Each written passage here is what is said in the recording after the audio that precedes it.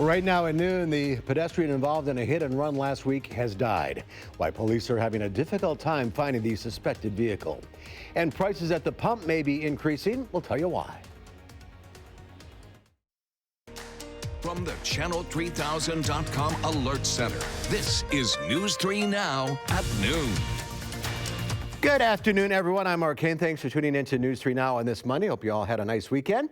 Let's head over to the Weather Center. Meteorologist Dana Fulton has a look at your first alert forecast. A foggy start to the day. Oh my goodness, a very foggy start. We had a dense fog advisory in effect for most of the area. Thankfully, now that fog has lifted, we have partly sunny skies for this afternoon. It's a little warm outside, though. You can see that cloud coverage and the fog clearing out this morning.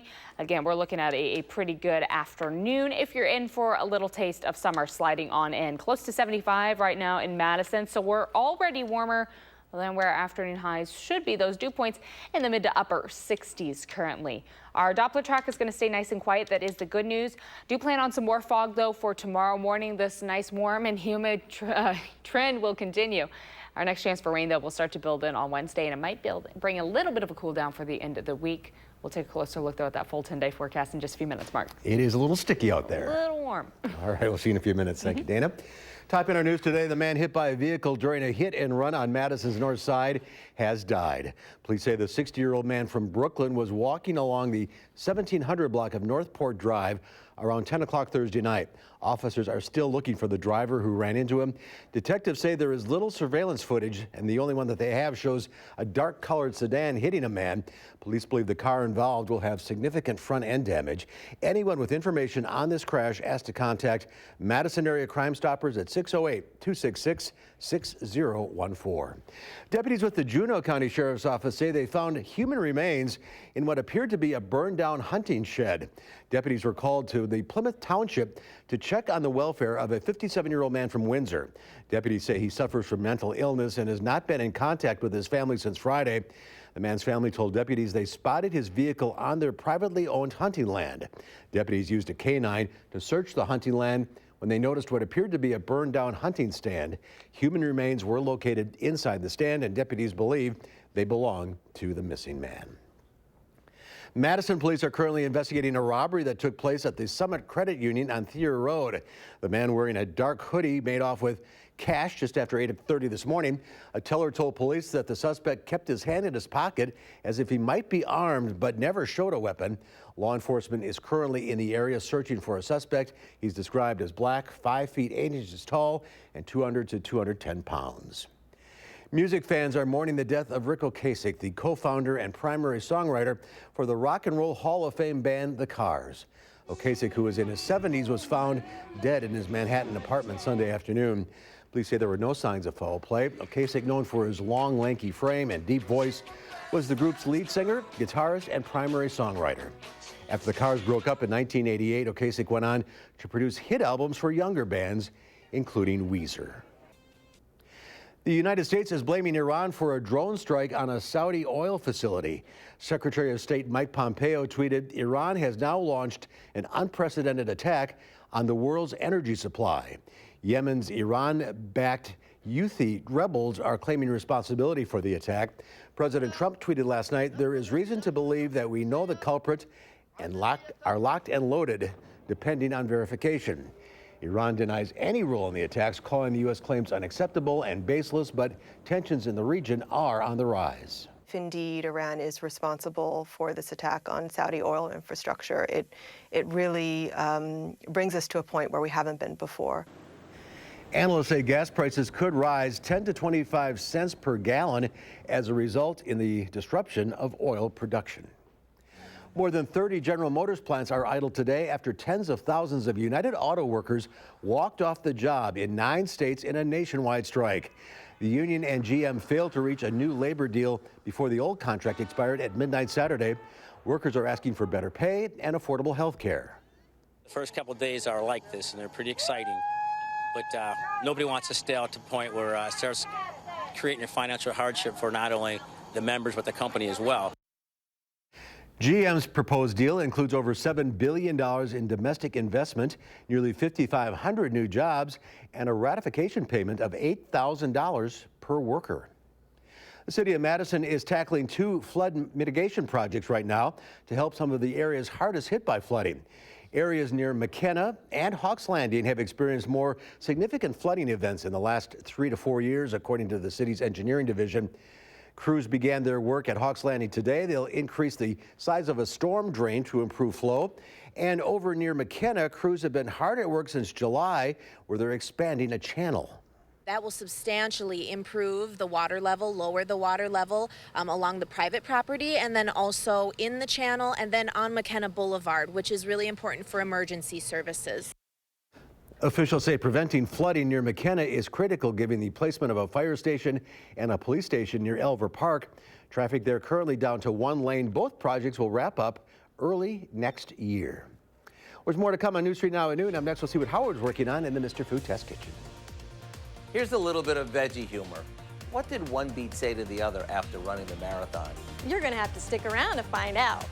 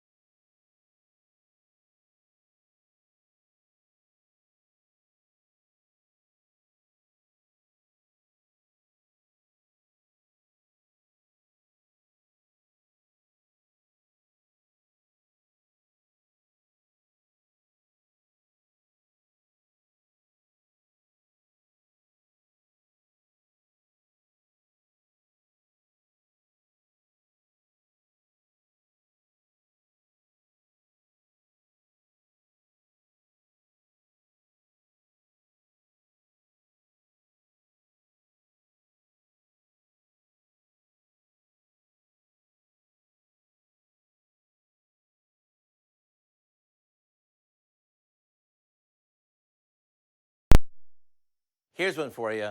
What did one beet say to the other after running the marathon? I have no idea. I'm beat. Oh, geez, so Howard. All right, bad joke, but at least I've got a great recipe today. All kidding aside, I remember my grandmother loved beets. While fresh beets are available year-long, right now they're at their peak, so we're finding lots of them in our market.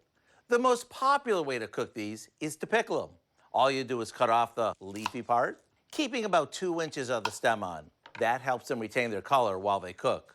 Once they're tender like these, we drain them. And you can save the liquid to make borscht like my grandmother did.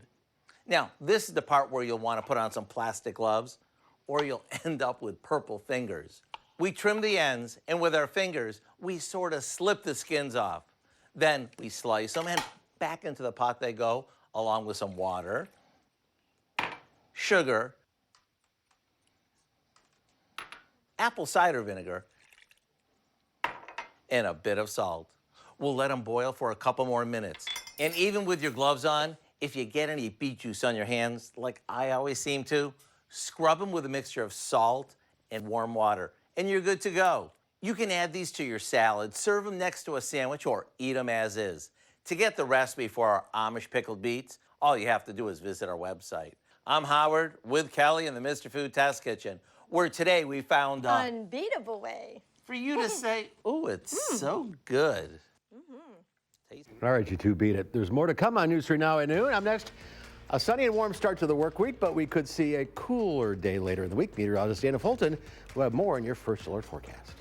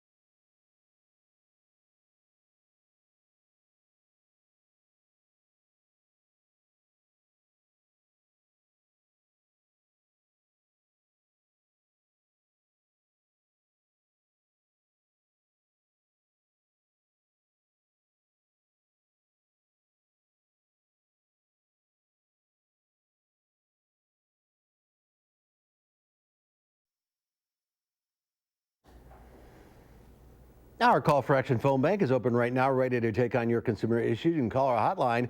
Volunteers will help you with any consumer complaints. The number is 608-270-2833. The service open every Monday, Wednesday, and Friday between 11 and 1. Let's check Wall Street at the noon hour. The Dow Industrials down 153 points. The NASDAQ off 32. The S&P 500 down 12.5. Q106 Farm Director Pam Yankee out of the radio barn today. She recovers from some minor foot surgery. So here are your farm numbers.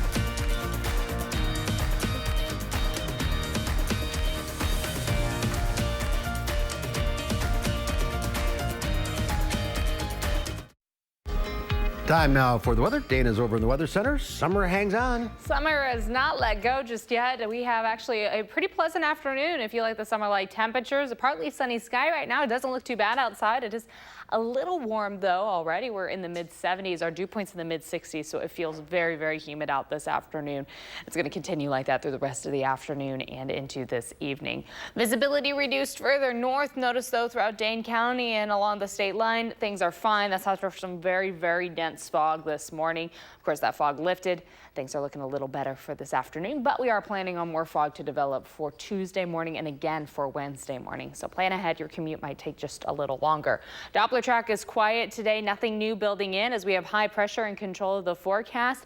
It's sending us a light breeze right now as it's pretty centered on over, but as that high pressure shifts east, we're going to have a little more southeast flow overnight and for tomorrow. So temperatures for the next few days will continue to stay above average. We'll be in the low 80s with some sunshine and a little humidity to factor in as well. Our next system bringing rain chances isn't going to pass through until late Wednesday and into Thursday. So we have quite a bit of time to enjoy the warmer weather and the humidity before we see a little bit of a cool down for the end of the week.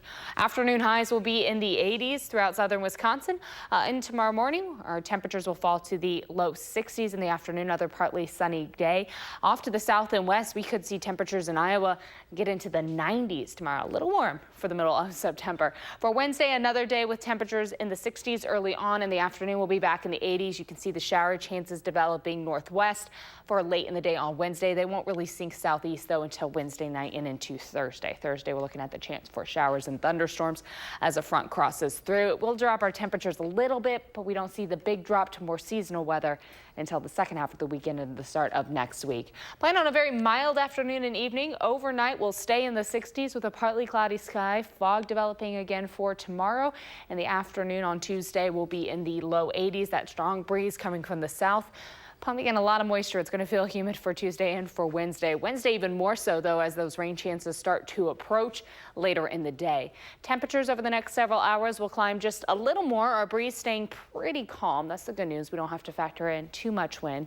Overnight temperatures in the 60s with the fog chances early in the day.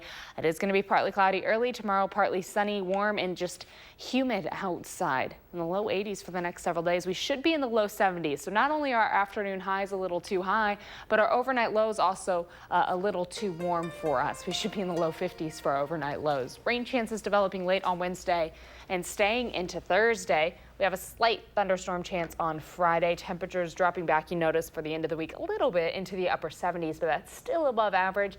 It's not until the second half of the weekend and next week we really fall back into the low 70s. So summer is giving us another little last blast. It always does before things really start to fall off. I noticed yesterday I was talking about how I enjoy the cooler weather, and everyone's like, we can wait a little longer. Just hold off. It's a little warm out. It's warm. The 80s wouldn't be so bad if that humidity wasn't factored in. That's the thing. Very sticky. Yes. All right, Dana, thank you.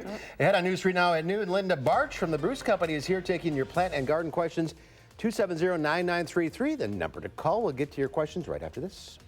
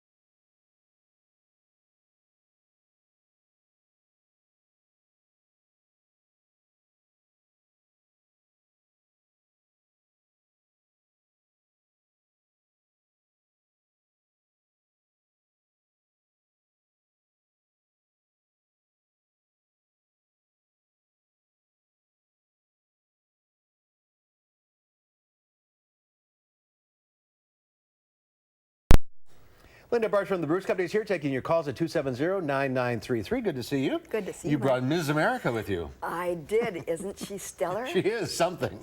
Yes. It's a type of mustard, and a lot of these plants are ornamentals that are going to tolerate cooler temperatures. So you can be planting. We've got kale here.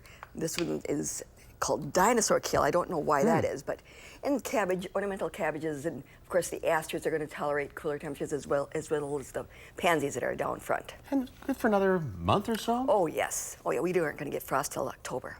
Which is 2 weeks away. Yes, but see, these will tolerate Oh, okay. frost. All right. All right. I got you. Let's get to the phones. We'll start with Susan from Madison. Hi, Susan. Hi, good afternoon. Thanks for taking my You're call. welcome. What's your question?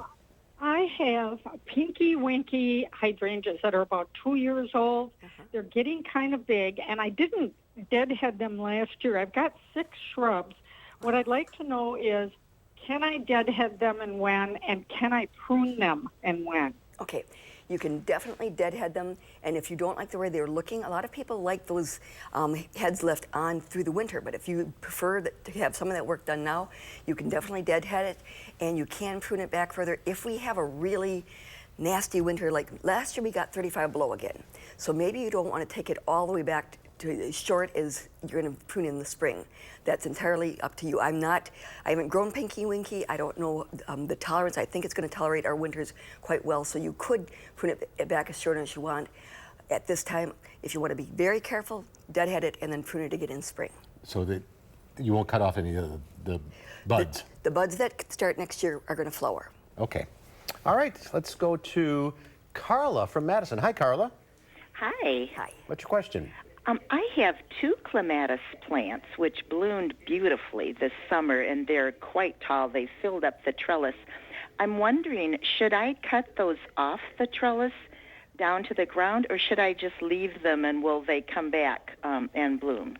Okay, that's a little bit difficult to answer. By any chance, do you know what kind of clematis you have? No, I don't. Okay, flower color? There, one is purple and one is kind of pink. Okay. The purple, since it got nice and full and filled your trellis completely up, I think that's probably a Jackmanii. Those can be pruned back drastically. I wouldn't do it just in September yet, but you can prune that one back and the new growth is going to come and flower well.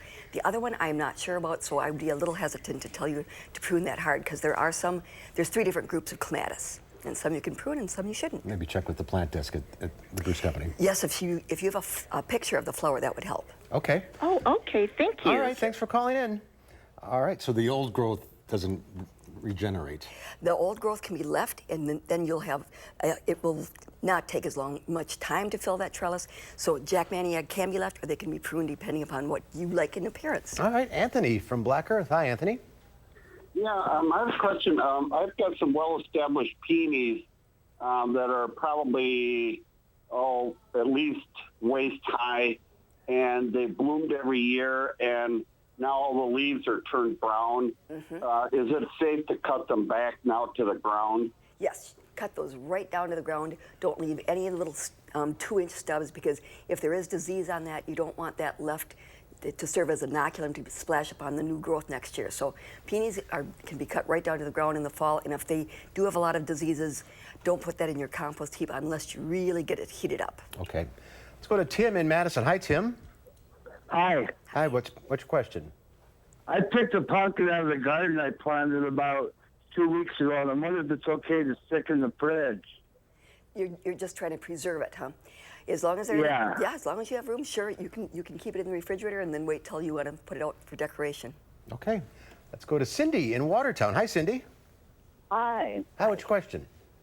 Well, I have like zucchini plants, and they got like white powder on them. Yes. What is it? That is powdery mildew on the foliage, and typically I don't see it actually on the fruit, so it isn't anything that's harmful. That's another thing that when you clean up in the fall, dispose of that, or if you have a compost heap, make sure that it heats up adequately to kill those spores. And this time of year, should we be doing anything with the lawn, or is it too early? Lawns, yes, you can be fertilizing. You're going to be, this is also, in the fall of the year is the best time to do broadleaf weed killer, and particularly if you have creeping Charlie. You want to do that actually in October, because by putting on an herbicide at that time, it doesn't allow it to harden off for the winter. And this summer, I mean, the lawn never went dormant. No. It just kept going. We've had enough rain that our lawns are just thriving and looking gorgeous, and it's one of those years that we don't have to worry about drought. Too early for bulbs, but you can go buy them. You can purchase them, and of course the daffodils you want to get in the ground a little bit earlier than the tulips. Okay, but another month or so? Mm-hmm. Yes. Okay. Yeah. Well, beginning of October, I would get things in the ground. Oh, really? That soon? Oh, sure. Yes. Okay. Well, it gets cold. Let's get busy. All right, we're out of time. If you're on the line, stay there. Linda will talk to you off the air. We'll see you next time. And Dana has one final check of the forecast. We certainly did have a foggy start to the day, but now it's partly sunny, pleasant outside, just a little summer-like. Here's a live look from our WISC-TV sky cam. Overall, mostly sunny sky for us around Madison, but there are still a few clouds hanging on. Looking at our visible cloud track, that thick cloud coverage you see this morning, that's all due to most of that fog. Once the fog lifted, of course, our temperatures starting to rise now. We're 80 degrees already in Prairie du Chien, 75 for Janesville and Monroe. So temperatures already well above where we should be for our average highs. We're going to climb right on up into the low 80s. Our dew points are in the 60s, which means it feels quite humid outside. Plan on some more fog for tomorrow morning and a warm and humid stretch for the next few days. Leave extra time in the morning. That's our time for now. We'll see you back here at 4. Have a great afternoon.